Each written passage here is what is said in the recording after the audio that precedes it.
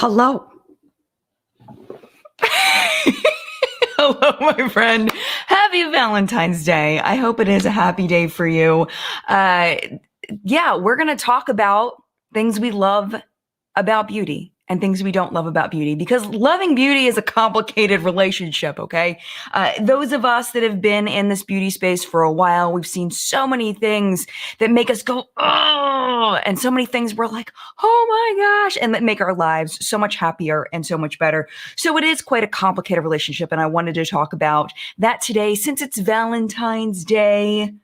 I thought it would be a good thing. The first thing I want to talk about that I love is my new obsession. Well, I've always loved like graphic, like mugs. This mug is not representative, but I've always loved like mugs with sayings on them. And I had a couple of shirts, and my friend Sharita over at Sharita Explains It All started wearing graphic t-shirts that represent her. And I kind of got on this thing, and I was like, I wonder if there's like a shirt website that I could like get some cool shirts that like kind of represent me. And I found TeePublic, and I've been on binging shopping sprees because they're like $13 each. And like, I just have to. So the t-shirt that you're going to see in my next video, which is the Org Beauty one, is from TeePublic.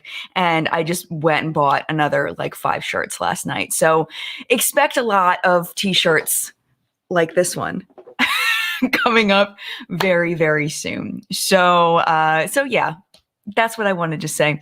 And good morning to you. If you are here live, thank you so much for being here in the collective brain of Makeup Awesomeness, because you are what makes this live chat so special, because it isn't just me yammering on at the camera like usual. It's a communication. It's a conversation. And that's what makes this live chat so special. So thank you so much for being here. I want to say quickly hello to the people that are here live. And thank you so much to Jillian for joining the Collective Brain Elite. I appreciate you so much. Marissa, hello to you. Hello to Mel. Hello, Christine and Yasu Cherry from France. Happy Valentine's Day. Catherine, good morning to you. And Casey, Crystal, and Amber, and Brianna, and classically Diana, good morning. Ginger Jeannie, good morning to you. Teresa M.O., good morning to you, my friend. Jackie, good morning. And if I did not say good morning to you, I'll say Christine and Lana and Sorojan. And thank you so much for being here. If you are here and you would like to hit the thumbs up button, that helps me out a lot. It only takes you just a second. And thank you to Jeannie for joining the Elite. I almost missed it because it was while we were waiting for chat to start. So thank you so much, Jeannie. I appreciate you. Jeannie's been around for a minute. Thank you. People have been asking me recently why I don't turn on the super chat, which is a way to donate to the channel. Honestly, it makes me feel a little awkward. That's one thing. And I'd rather just be like a very, I don't know. I like the idea of the Elite better. It's not a lot. Like sometimes people will throw like a lot in there, and it just makes me overwhelmed. And like, I don't know, it's live. So I don't know. It just feels super weird. Like people are like, I don't know. It just, I like the $1.99 a month thing. It makes me feel a little, I don't know, more in my space. But yeah, I don't know. Maybe one day we'll turn on the super chat for like charity or something like that. But for now, we're just going to do the Collective Brain Elite. But okay, so we're going to go ahead and start off with a question. Tamara has a question. Has the quality of Drunk Elephant changed since being purchased by a large conglomerate? Okay, so this is a little bit off of our topic today, but we'll talk about it. Not to my knowledge, it seems that the formula lists, I have looked at those relatively recently. I guess it was maybe a couple of months ago. I was looking at, no, it was last month for the What's Up in Skincare, that I want to do another episode next week, hopefully, of What's Up in Skincare. And they did seem to be the same. But I didn't check every single product. I only checked, I think, like 2, just because I was curious about the same thing. Usually that, from what I've seen, that doesn't typically, I mean, brand, well, see, I don't want to say that, because sometimes brands will reformulate because they can't get an ingredient or something becomes less expensive. So they just like switch something out. But yeah, I don't think I've noticed that personally, but I haven't checked every single product. I guess maybe reaching out, I guess Drunk Elephant might not tell you the truth. You could always, I don't know, I guess the old formulas wouldn't be around to even check. It's such a tough thing. What coast am I on? I am on the East Coast of the US. Not on the actual coast, but I'm Eastern time. All right, so let's talk about our topic for today. So our topic for today is things we love about the beauty space, love about the beauty space, and things we just don't like about the beauty space. And one of the things that kindly was just brought up is not liking about the beauty space is brands, not sure what's happening, behind the scenes, that there's a lot of things that we just don't know that are happening, and there's no way to know. So I think that one of the things that we lose as far as consumers is trust in brands. When we find out something happened behind the scenes, I know there was a lot of controversy, and there still is, about subscription boxes and how ingredient lists sometimes are different on the products that are in subscription boxes versus products that are being sold on shelves. And it makes you just kind of question, like, why is it? Is it a cheaper formula? Are they using cheaper ingredients? Like, what is happening? Because usually these subscription boxes, especially when you're talking about like BoxyCharm, FabFitFun, Ipsy, those really big ones, it's like they're really giving them a lot of hundreds of thousands of units of product. So they need to produce a lot of it. And in order to be able to afford to go in these boxes, you have to be able to pay. You have to be able to sell it to, at least the way BoxyCharm works, you have to be able to sell it to them at a cheap enough cost so that BoxyCharm isn't losing money on their box. So in order to be able to afford to go into some of these boxes, you have to be able to cut down the cost. And for some companies, this past year was a big deal. I believe it was this year, or was it 2019, where people were realizing that that this was happening. So I think we lose trust in these brands because they're trying to cut corners. And then we wonder these things, like we were just talking about a minute ago. Are brands doing shady things behind the scenes that we don't know about, and we're not getting the quality that we think we're paying for? Thank you so much, Casey. I appreciate you so much. Thank you.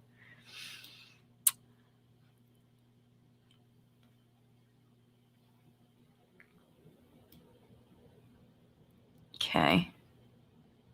Okay, here we go. Tamara wanted to say, thank you for answering. I used to like the Philosophy fragrances, but after Cody bought them, the quality changed. I like Drunk Elephant, but I'm scared to purchase. Yeah, I mean, I would imagine, I'm pretty sure that the owner of Drunk Elephant is still involved in the brand. I could be wrong there, but that's what my brain is telling me, is that she's still involved, the original owner, kind of like how Jared Blandino is still involved in Too Faced. But it's like, how much control do they have when they're not the number one there? I don't know. There's so much we just don't know. So what I do is I look at ingredient lists before I buy and kind of look for those actives that I'm familiar with, that I know work well with my skin. And everybody's skin is different. So if you have, oily skin, maybe salicylic acid works really well for you to clear out your pores. Maybe if you are, have hyperpigmentation, maybe niacinamide works really well for you. Looking for those things in the, learning about just you don't have to learn about, tetrahexaascorbate, or you know what I mean? That word I can never say. Tetrahexadecyl ascorbate, which is a more stable form of vitamin C. You don't have to know about that. Like, just learn like kind of the basics of things that work for you. Look at the products that you like and look at the top of not even just the top of the ingredients, but look at the ingredient lists on those and ones that maybe you've heard about in skincare videos, and look for products that have those similar ingredients that work for you. So, nothing new going on with BoxyCharm. We were just talking about how, we noticed that sometimes brands would use a different product within the box. The ingredients would be different within the box than what is sold on shelves. So now what I do, I don't review BoxyCharm anymore. I do get it. It's still in PR, but I just kind of mention things on the fly, like the QMS. It was QMS. I think it's the moisturizer that I really liked. I just kind of mention things if things stand out to me and mention where I got it from. But with FabFitFun, which I do sponsor videos for, I always check skincare ingredients and make sure they match up. So if I don't say anything, they matched. But like last time we had that, the cleanser, was it a Murad cleanser, I believe, in this past FabFitFun, where the ingredient list didn't match, but the cleanser that I got in the box actually liked better than the cleanser that was on the website. And also I think it was on Sephora's website as well. So, I mean, you just kind of have to unfortunately, one of the things that I don't like about all of this is that why does it have to be so complicated? Why you have to go and make things so complicated? That was probably the worst rendition of that song ever, and I totally understand if you want to unsubscribe. All right.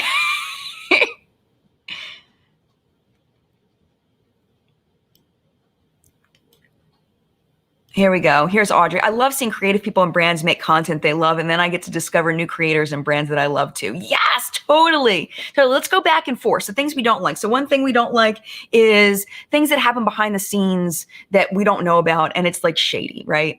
So Audrey's bringing up, creative people and brands making content they love, and they discover new creators and brands I love too. Yes, absolutely. I mean, it's so hard to be original in this space. And when you have people that are doing something different, something that makes this channel be different than all the others, or something that makes this product be different than all the other products. It really is special. And I feel like recently where brands have been standing out is the packaging. I feel like packaging has been like a huge deal. I don't know if you've seen the new Too Faced palette, the teddy bear palette. I meant to bring a picture and put it up for you, but you can look it up. I'm pretty sure Mood has it up. She always has everything up. And Too Faced might even have it up on their Instagram at this point, but the packaging is so absolutely adorable. The inside's boring as hell, but the packaging is gorgeous. The only thing I think I noticed in that was that there is a texture to it that I don't think Too Faced has really done textures in their eyeshadows before. So I think that's pretty interesting. We'll have to see how that goes.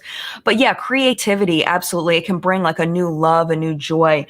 Like we were talking about, what was it in What's Up in Makeup today? The Huda Beauty palette, they just brought the new one to a new level of awesomeness. The new palette, like the outside of it is like, it's like gold rimmed, and then it has like this marble like inlay. It's so beautiful, and it just can make you just go and just bring you such happy feelings. Absolutely. Yeah, absolutely. Tiana, I had to cancel subscription box subscriptions because I was getting so many products and I couldn't use them all before they went bad.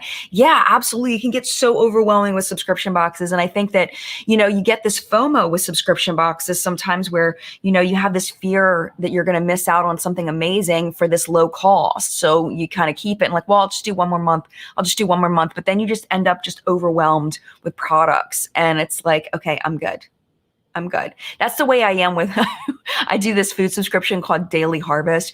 And like, when I first got it, I was eating them like, multiple times a week, 4 or 5 times a week. Now I'm eating them like one day a week because I'm like kind of done with it a little bit. So I like slowed down to only getting one box every like 6 weeks, because it's like, with subscription, you don't want to, you get like, it starts overwhelming you and you start getting buried. And with that, I was like, my freezer was getting full with all these like frozen, smoothies and stuff. and like oatmeal. And it's like, I don't need any more oatmeal. Like I think it's the same thing with subscription box. Like, I don't need any more moisturizer. I only have one face. It's so easy to get overwhelmed. Absolutely. Absolutely. Oh my goodness, so many comments. This is interesting. Classically, Diana was subbed to Ipsy and Box Drum and had to cancel. Now I have a Beauty Pie membership and it allows me to purchase things I'll actually use. I'll have to look into that. I don't know anything about Beauty Pie. Aren't they the ones that do like they like create, like use formulas and stuff that are like high end, but they don't charge that much because they like cut down the packaging or something? Not sure. Ooh, here we go. Bianca. I'm just so sick of these limited edition collections and brands always selling out within minutes. What is wrong with having a product available for a few months? Yes. Especially if you're waiting until you like can save up money. Like you look at this and you're like, yes, that is something I want. But it's like right now, it's just not possible. Like I got priorities and I really want it in 2-3 months. Like when I, catch up or whatever, and then it's gone by then. It's so frustrating. So then you feel like you got to like charge it on a credit card just to get this thing. Like, you'll be able to afford it eventually. So I totally get that. Yeah, the limited edition stuff is annoying and it's all marketing. That's the thing, is it's all marketing. It's all marketing.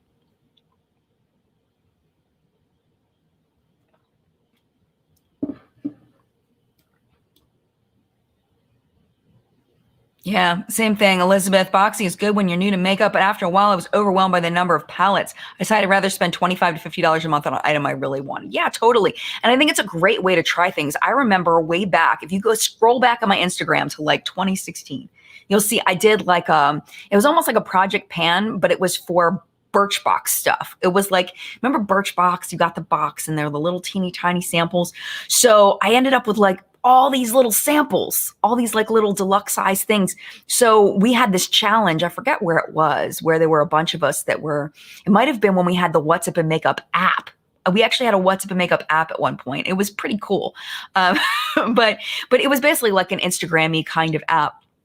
But anyway, so we got these, we had all these little samples. So we would post whenever we used up one of our samples, we would post, the review on it. So it's like little packets of moisturizer and, little perfume samples and stuff like that, because it's so easy to get overwhelmed in that stuff. So easy.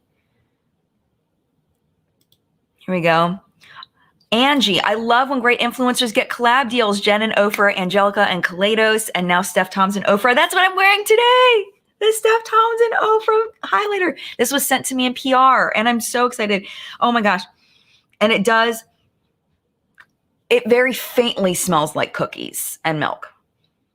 Very faintly. It's not as strong of a scent as like a Too Faced, like how Too Faced it like wafts out when you use it. But I think people are going to like that, because some people just don't like that really strong scent. You have to really get up to it to be able to smell it, but that doesn't bother me. It's really nice. It's very pretty. I'm wearing the darker shade right here. So congratulations to Steph on that collab with the Ofra. But yeah, I love seeing people do things. And what's funny is even people that I like maybe disagree with here and there, or, whatever, I'll walk through Ulta and it's like, I know who that person is. I know who that person is. I know who that person. I don't know if you do that, but I love walking through Ulta and seeing like collabs and stuff, especially like the Makeup Revolution section, how they have so many collabs. You see Tammy's stuff there and, all the people. And it brings joy to my heart, because it's just, we're like, I always say, I'm just a mom in my basement, which is true. And, we're just all people just making videos in our houses for the most part. And, it's cool to see people have a passion for something, create something, and then end up working with a brand to make something, to create something that other people can enjoy. So I think it's really cool. Yep, Flori was on the app. Yes, you were. You absolutely were on the app. That's awesome. Yes.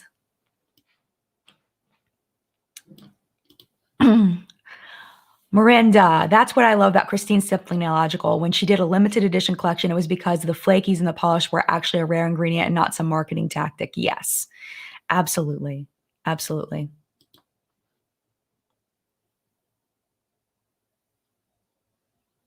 Interesting. All right, Cherie, say what you want about the drama in the beauty community.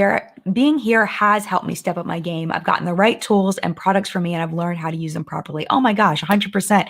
And the drama I feel like is secondary, when it comes down to, well, you know what? I can't even really say that, because I think it depends on who you are, whether the drama is first or the drama is secondary. I read a comment on my channel earlier, and I forget which video it was on, but they were basically saying that they pretty much watch the beauty community for the drama because it's entertaining, and they don't really even wear that much makeup. But yeah, I mean, there's so much that is actually genuinely helpful. Robert Welsh comes to mind right now, where, his makeup tips are so incredibly helpful, and he really has changed the game. I don't know how many people have told me that they use his concealer technique. He's really helped to bring that makeup technique along with the entertainment. So you get like the fun, jokey side, but you also get the education, and it blends together so well. And I think that's why he's doing so well, is because you get the fun and the makeup at the same time. And I think it's hard to do that. It really is. It's very hard to do that. So definitely, I agree.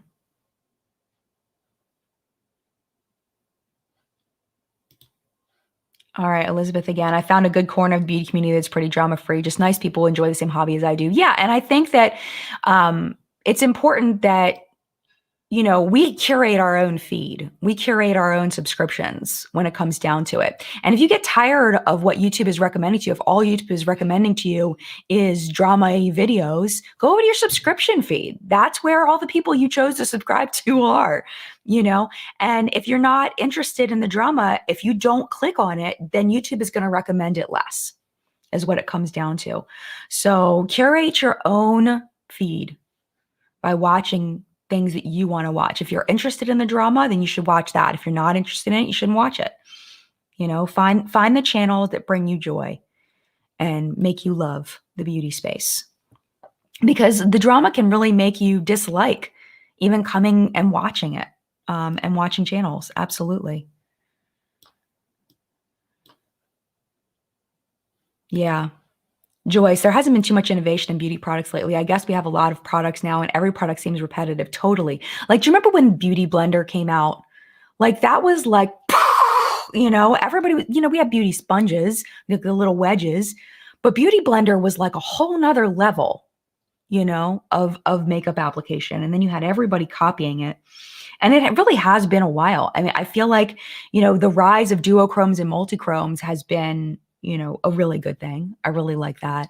I feel like Stila with their liquid eyeshadows was a huge deal. Everybody's doing that now with, well, at least it was, I feel like now people are kind of dying off of the sparkly liquid shadows, but Stila kind of started that. It seems like it's been a while since we've had something that's truly like innovative, something new, something different.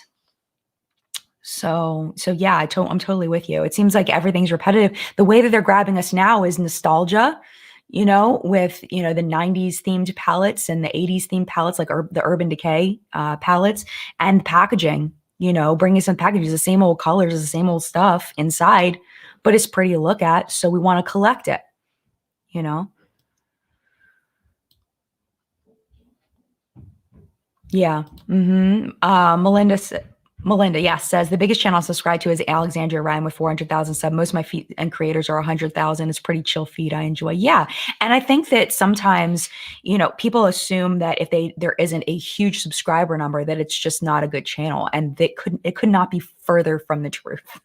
There are so many amazing, amazing channels that are under even 50,000 subscribers. Maybe I'll do another one of those videos where I talk about YouTube channels that are under 100,000 subscribers that are just doing wonderful things.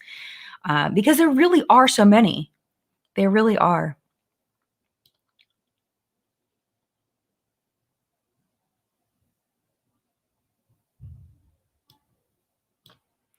So, hold on. Sorry, my eyes are starting to blur. I need to go to the eye doctor. I have put it off long enough. I need to go get more contacts because I'm down to my last pair, and this is the second to last pair, and I really need to throw these away. Yes. Monica. Hi, Monica. I like watching Tara Baby's Saturday hauls. She's just all about her makeup and great mini reviews of products. Yes. Tara, I can't even imagine her collection. Like, I can't even imagine. The hauls are out of control.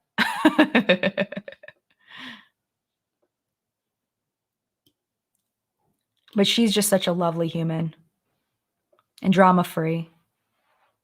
Yeah, yeah, absolutely.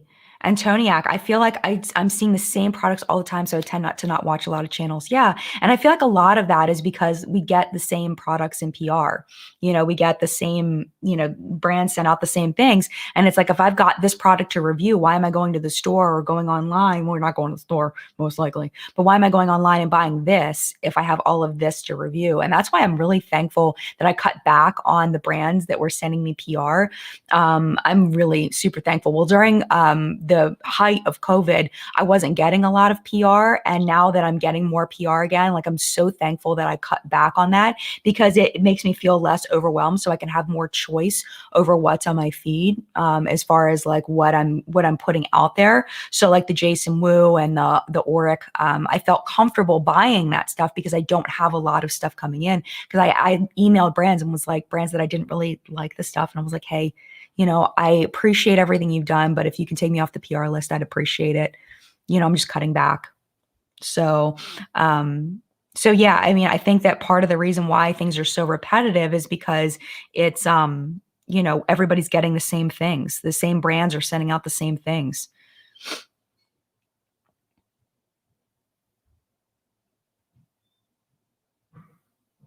Yeah. Mhm. D says, "I'm craving more variety in what channels cover and how they cover it in the beauty community." Absolutely. And it's really hard to do something different. That's I think the big thing. And we kind of talked about this last week, and I had a couple people um I said it and they saw it a certain way, and that, I didn't mean it that way. Was that we were talking about how, was it last week? How the community, how the viewer shapes the success of a channel. And they took it as I was saying that I was blaming my subscribers, or I was blaming subscribers for lack of growth on a channel. And that's not what I was saying at all. But the fact is the content creator creates the content, and the viewer chooses to watch or not. And that viewer behavior really shapes the growth of the channel. But the viewer behavior depends on what the creator is creating. So it comes back to the creator every single time. So it's really a matter of the creator sitting back and trying to figure out what audiences want. And that is very, very difficult. If it was easy, we would all be creating all of that content and we would all have millions of views. So it's very difficult. It's a difficult thing to do, to figure out what people want. Um, but yeah, I wanted to make sure that I clarified that, because I didn't mean to say it was the viewer's fault. It's the creator creating things that the viewer wants to watch. That's where it lies. There was a tweet that actually Leisha from X Markage, she had retweeted someone who was basically blaming her subscribers for not watching a sponsored video, and she was disappointed because she had paid for a camera person to come over and film for the sponsored video to make it like extra amazing, and it just wasn't performing. So she put on her Instagram, like, basically blaming her subscribers for not watching it and saying, I know you can support me harder than this. And it was very like, are you kidding me? Like, guilting your subscribers into watching something that they don't want to watch because you chose to set it up in a way that they didn't want to watch. Like, no, that's not cool. That's not cool at all. But I have it up on my Twitter, and Leisha has it up on her Twitter as well. I saw something that I wanted to talk about and then I lost it.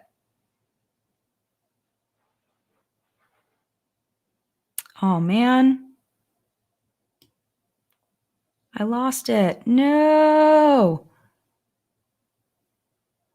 Oh well. There was something really cool that I saw and I wanted to watch it. I wanted to watch it. Boo. I wanted to talk about it. Let's see. Yeah.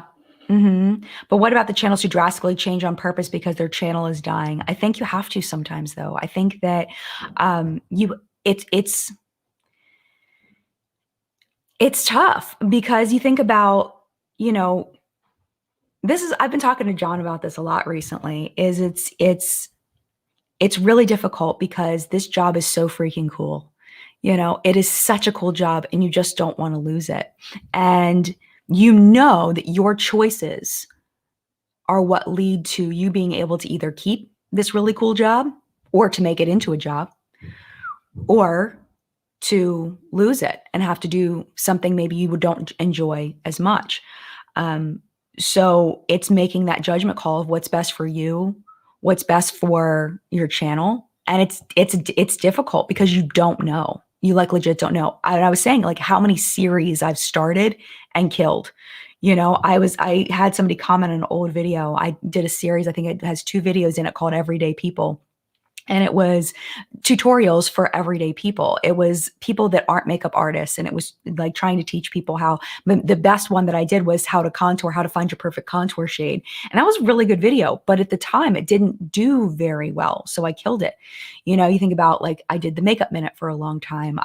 That very short lived sketch series that I did that I really loved, but I got so much backlash for it. I had to kill it because it was just too painful to read the negativity on those comedy sketches. Even though I loved making them so much, they were so fun. It was too painful to read the negativity because people were so passionate about hating them, and it made me really sad. So I killed it. But it is what it is. But yeah, I mean, I understand why people drastically change on purpose because their channel is dying, because you're just trying to keep what you have or keep, what you had. It's very difficult. And there are a lot of channels that are in this position right now, where their channels just aren't doing as well as they used to. And it's because the way YouTube is, it's constantly evolving and you have to evolve with it. But the question is how do you evolve with it and still remain true to who you are? And it's very difficult. It's very, very difficult. And Nancy, I love creators who have variety and change things up. It keeps them relevant and fun. I think so too. And I think that it's the way that you do it though. And it has to stay true to you. And I think that's where a lot of channels end up failing, is it doesn't stay true to who they are. And then the thing is too, is that, you have to, and where I kind of lost it for a while, is you have to understand why your subscribers subscribed in the first place, and that's what they're going to watch. And unless you're willing to lose all those people that subscribe for a specific reason, you have to keep providing those things that your subscribers subscribe for, but at the same time evolving. It is incredibly complicated and you're shooting in the dark most of the time, you know? Yeah, exactly, lizard man. Thank you. Changing your channel was when things need a refresh makes sense to me at the end of the day. It's a career. If something isn't working at your job, you change it up too. Same concept, I think. Absolutely. I mean, it's the same thing when brands go through rebranding of their packaging or they come out with a new line or whatever. Everybody is just everybody's fighting for the views and fighting for the eyes. And it's hard to figure out what is going to bring that. And you see other people sometimes that find that thing. They find that magic thing. And it's like so incredible to watch when they find that thing that gives them joy and also gives their audience joy. And it's really a beautiful thing to see. But it's like, okay, what can I do to have a thing? What's my thing? And it's figuring that out is difficult. I want to make sure, like, I see people saying that they're sorry, like, really and truly, it's okay. Like, it's all right. I'm totally fine. Like, it's cool. It's just, like, I am happy with my channel. Like, I'm totally happy. Like, I love you all. I love the content that I make.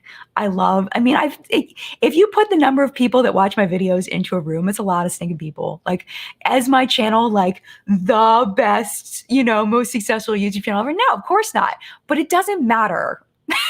What matters is that I'm doing a job that I love. And other people like you are watching it and enjoying it. It doesn't have to be about reaching here. It can just be about creating something you love and doing well. And I'm still at a place that, 4 years ago, I would have said there's no way I would have made it to, as far as my channel. So you don't have to feel bad for me. It's okay. I'm good. I'm solid. Even if, people don't like me trying to be funny, I'm good. I'm okay with it. Maybe one day I'll start a second channel. But it's all good. Yes, exactly, Angela. That thing is when it fits for that person, in my opinion. When people seem inauthentic, it never works. Absolutely. Absolutely.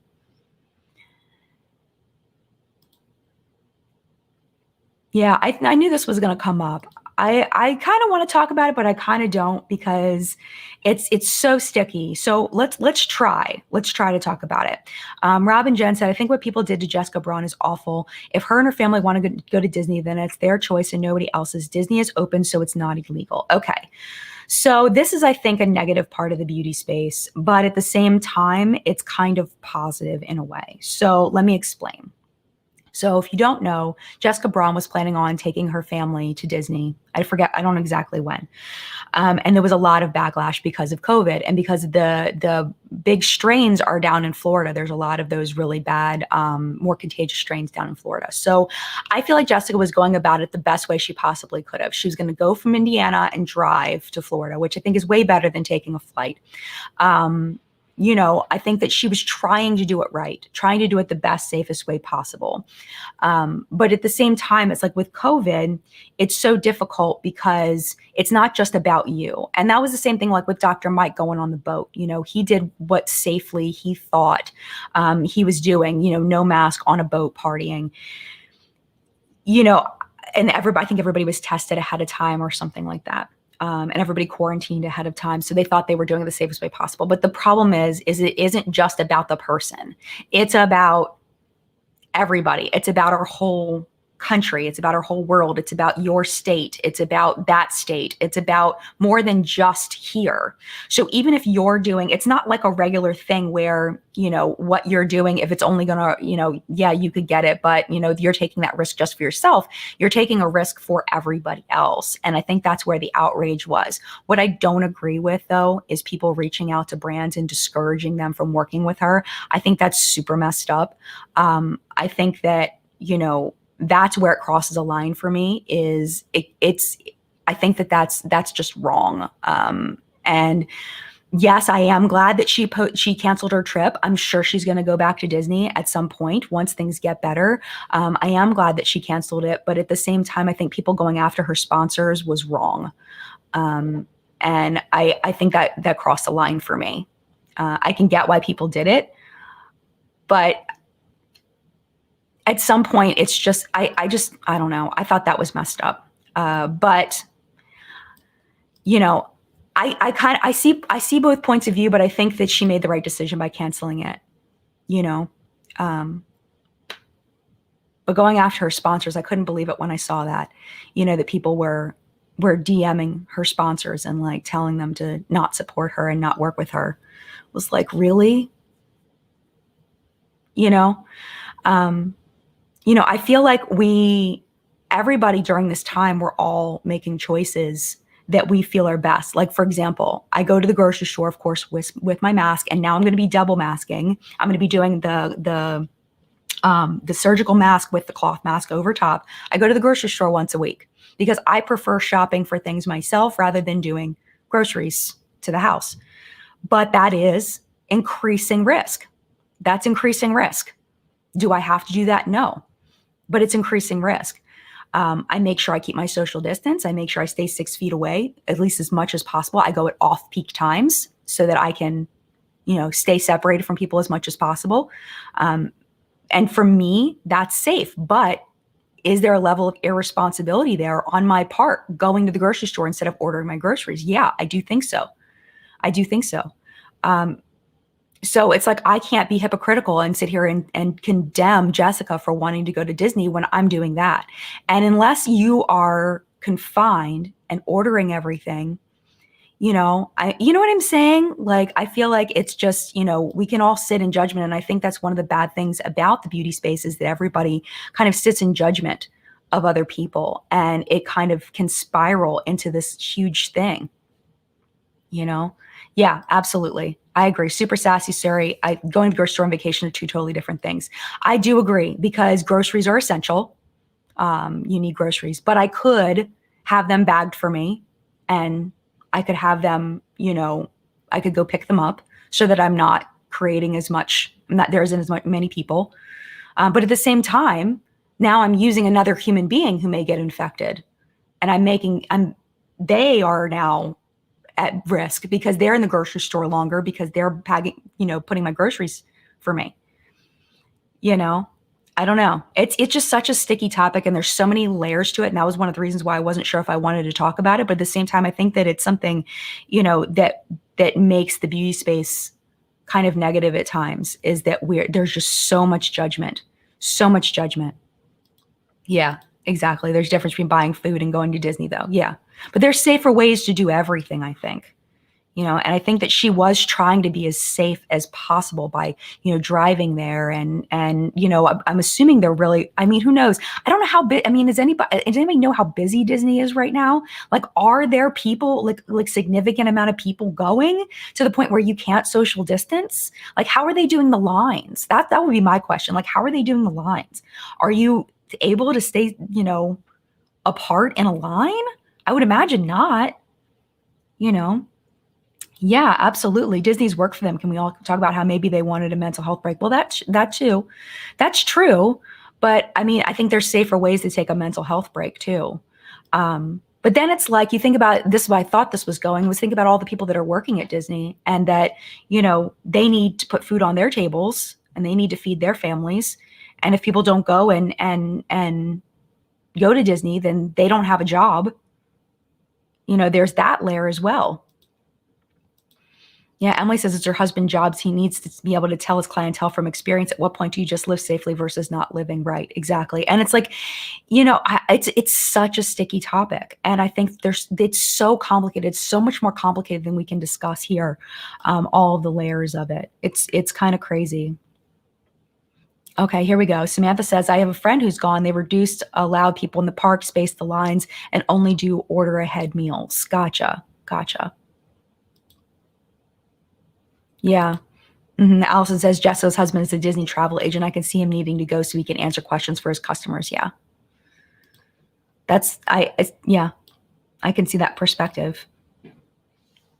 So yeah, I think that the tearing apart of people, I think is something that's definitely negative about the beauty space. And I think it happens a lot in the beauty space where, we hold people who are beauty influencers to such a high standard of perfection. And when I say perfection, I mean, only doing what you would do, only making the judgment call that you would make,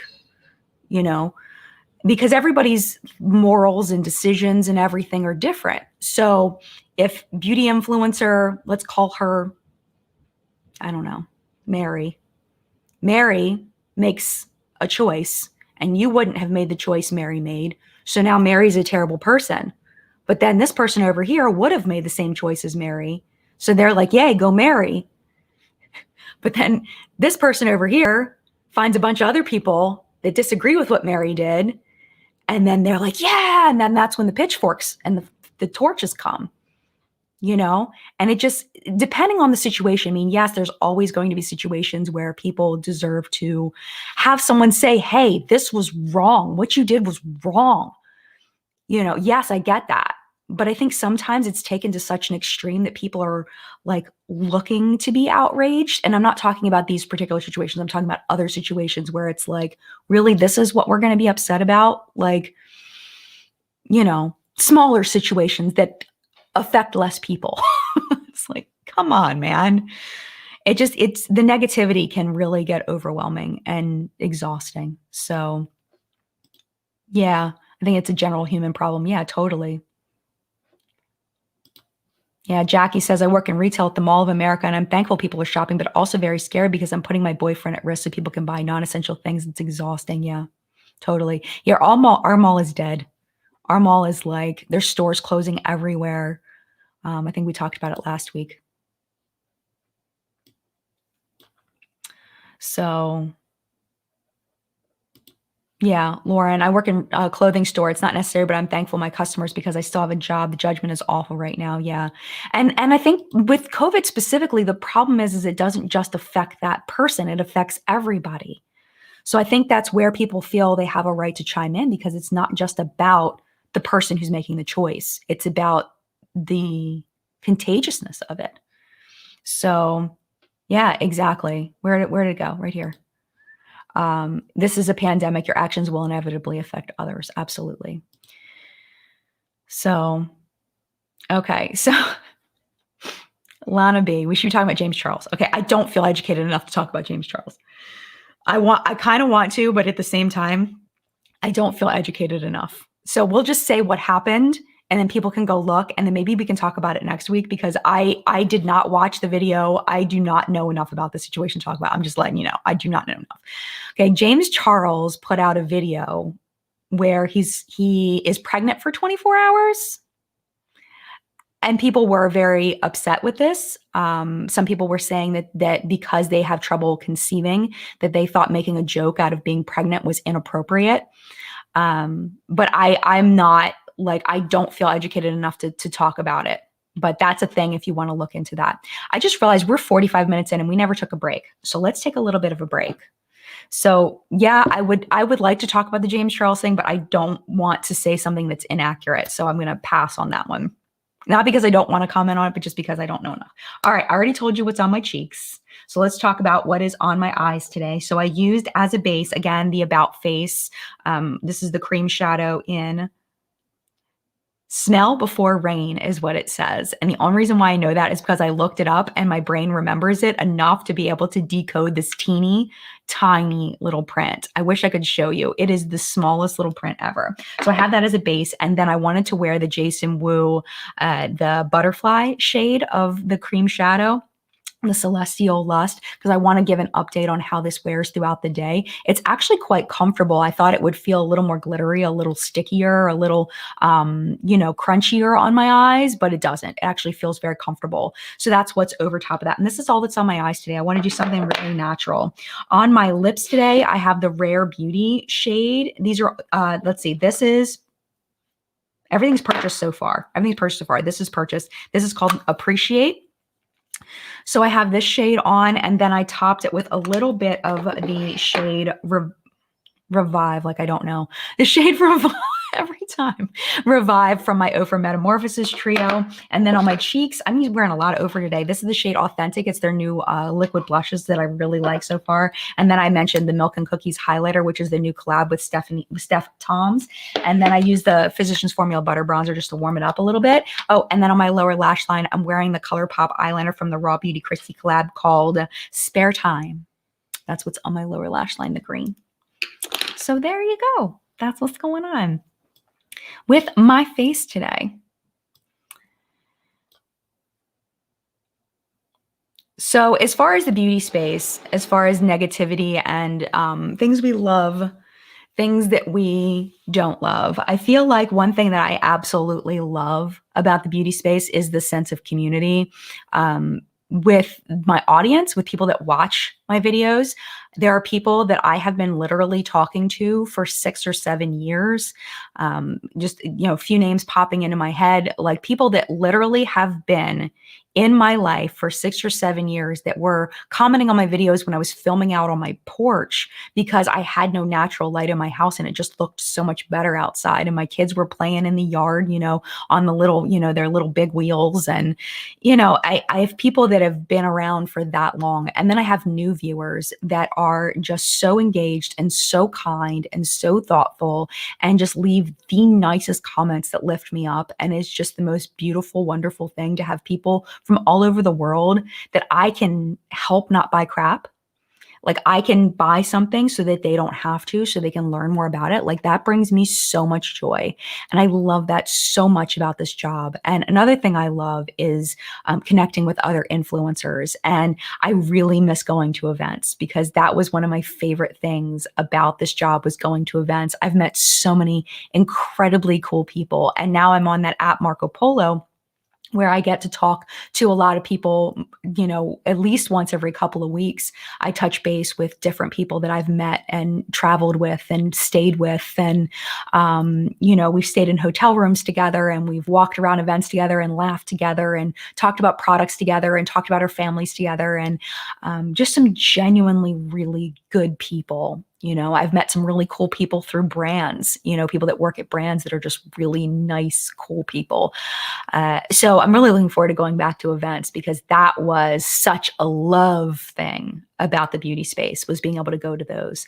But in the meantime, I just hold on to the friends that I have and the people that I've met that I get to talk to on Marco Polo, and I get to talk to you all through the comment section, and here I get to talk to you. And the sense of community is just really, really wonderful. And I think that definitely overshadows the negative in the beauty space as far as the drama. The other thing I really appreciate, speaking of drama, is when I have made choices that I shouldn't have done, that when these people that have been around forever are like, Jen, this was not it. This was not the move. It's like, oh yeah, yeah. And they hold me accountable, and like, dude, this was not the thing. Jen, this is not the thing. And I do not think I would be as good of a person as I am now without my subscribers, without people, helping me guide my points of view and the way I articulate myself and the way that I communicate. And I am so eternally thankful, because if I didn't have this space, I wouldn't be where I am today, mentally, emotionally, socially. So yeah, I mean, it's been life-changing, being a part of the beauty space. And I'm very thankful. I would say it's, 90% positive and 10% negative. It is so well over the positive. Oh, thank you, Jessie. Love back. Love back. I'm glad you changed your name to Jessie, because I was always calling you Jessica. So I'm glad you changed the name to Jessie. I appreciate that, because it's a visual reminder for me. Who is on my shirt? Just in case you do not know this reference, this is from the movie The Princess Bride. Hello, my name is Inigo Montoya. You killed my father. Prepare to die. And this is an artist that does this style, but this is the Inigo Montoya version. I actually have Inigo up here. Let me show you. Hold on. Where's my Inigo? Inigo! All right, here's my Inigo. See, here he is. Isn't he so cute? I love him so much. Inigo! I was a huge Andre the Giant fan back in the day too. So yeah, Princess Bride is amazing. Yeah, Mandy Patinkin. Exactly. Okay, t-shirts. Oh, hold on. Princess Bride. Yes. Where's the t-shirt thing? Okay, hold on. The t-shirt thing. Someone asked. I lost it. I lost where it was, but someone asked if they're comfortable. So this is the women's cut. I had to buy a size up. So if you go to TeePublic and I usually order a small, this is a medium. So order a size, or they say order a size or two up if you get the women's cut. So that's what this is. They are nice. They're not like the most soft shirts ever, but they feel good. They're not crunchy. They're not like the crunchy shirts that I hate. Yeah, exactly, Angela. I like YouTubers who are authentic and not trying to be someone they're not. And I think that's where it gets complicated, is because when you realize that who you are is not making your channel grow. It's like, so I think that's where you end up getting people that are trying to be something that they're not, is that there are people that put up 5 videos a week and get, 100 views, 200 views.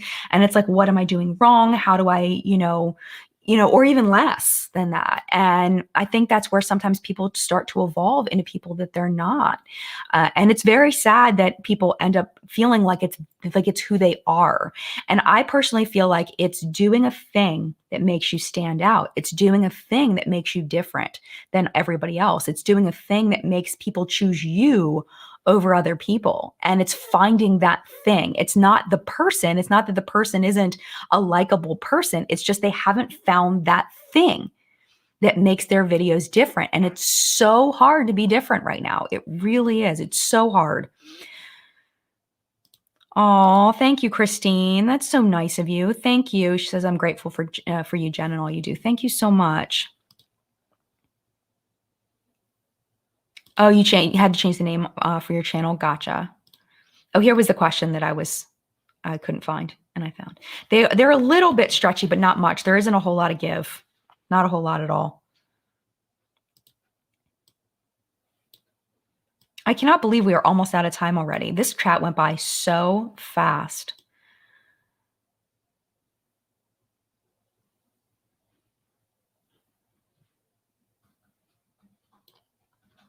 Let's see. Carla, Jen, I appreciate you representing our generation in the beauty space. I love that you don't dye your hair and that you embrace your natural beauty. Well, thank you, Carla. I appreciate that so much. I may dye my hair eventually because I'm getting a little tired of it. So maybe in like 6 months to a year when I can go back and have someone help me do it, because I'm scared of boxes. I know I shouldn't be, but I'm scared of boxes. I might dye my hair again eventually. But for now, I'm still cool with it. I'm still good with it. But thank you so much. But yeah, I don't think that I will ever do personally. This is just a personal choice. It's nothing against people. Do whatever you want with your own face, but I don't think I'm ever going to do like Botox or fillers or anything like that because I feel like it messes with my job. It messes my ability to do my job the way that I want to do it if I do any of that stuff. Since I'm not a hair reviewer, you know, I might dye my hair again eventually, but I'm actually, I think it looks pretty good today. I'm actually pretty happy with the way that looks, except for like my little breakage up here. Other than that, but thank you, Carla. I appreciate that, and I think it's fun to to be a little bit older in this space because you can kind of look and look at some of the people that are just learning and be like, oh, I remember that. I remember when I was learning those things. I mean, I'm still learning. And some people that are younger than me are better than me at some things, but you know, sometimes I look and go, oh, I remember that phase. So Miss Jelly has never seen Princess Bride. It's a shame. It's a darn shame. It's such a good movie. It's one of those older movies that actually lasts the test of time, in my opinion.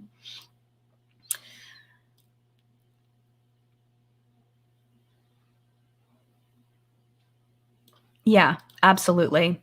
Melinda again. Melinda says, I do think the personality of the creators is what keeps me on the channel. I don't feel connected. I lose interest fast. Yeah, totally. Oh gosh, absolutely. Absolutely. And I think that it's hard to truly be yourself looking at an inanimate object. I mean, I'm looking at a circle. Not, I can't, I wish I was looking at you because you were, like I've said this before, I wish I was looking at you because I'm sure you're so much prettier than the circle, you know, that I'm looking at. But it's hard sometimes to just kind of chill and have a conversation with an inanimate object. So, you know, like I get that. I get the lack of connection. It's hard. It's really difficult. It's, you know, but it's possible. It's just practice. Yeah. Yeah. Dee says, oh yes, I see YouTubers that are trying to be James or Jeffrey or other beauty channels and it's cringy. Oh yeah. And people can, people can spot inauthenticity like a fart in a car. Like it's so, yeah, totally. And I don't think people realize how easy it is to spot. It really is. But it's just people trying to just making their way downtown. Walking fast, faces pass, and I'm homebound. That did not make any sense.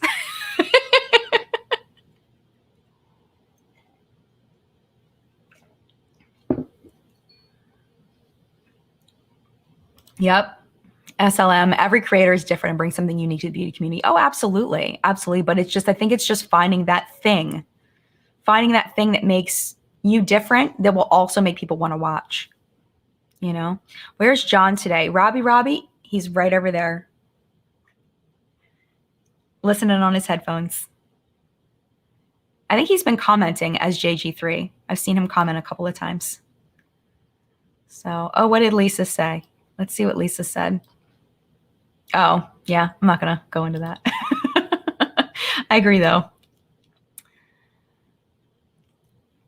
All right. So, what else before we have 2 minutes left? 2 minutes left.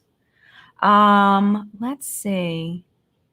Yes, totally channeling my 90s strict music vibe. Totally. Yeah. Ronnie says, if you want Botox and fillers, do it. Oh, totally. Absolutely. I don't want it because I think it's going to mess with what I try to do on my channel. That's the only reason, is because I feel like it's going to mess with my reviews of my skincare and all of that. And yeah.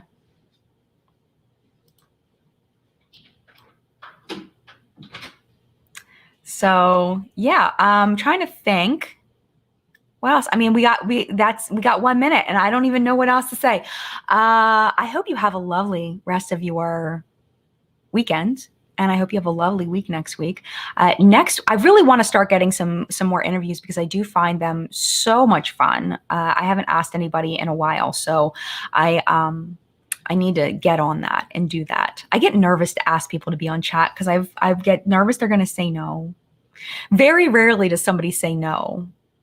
I think I've had one person say no because they have a thing with Twitch and apparently they're not allowed to go on live streams that are not Twitch because it's like a thing. So that made sense to me. And then I had somebody say, not right now, but maybe in the future.